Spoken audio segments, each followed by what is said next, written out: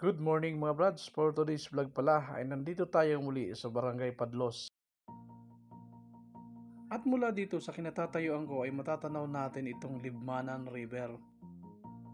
Kapansin-pansin talaga sa lugar na ito na maraming naliligo dahil sobrang babaw pala pag low tide sa lugar na ito. Sa pagpapatuloy nga ng aming exploration ay kapansin-pansin din pala sa lugar na ito na unti-unti nang gumuguho ang lupa dito at malalaki na rin ang bitak ng lupa. Na kahit anumang oras ay pwede itong bumagsak kasi wala naman talagang sumasalong dike sa lugar na ito.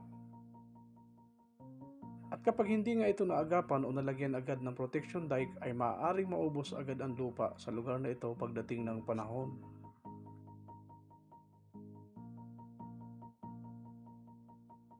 At kung hindi rin nga maagapan ang pagguho ng lupa sa lugar na ito kaya hindi malagyan ng protection dike, ay maaaring maubos ang lupa na tinataniman ng mga tao sa lugar o barangay na ito.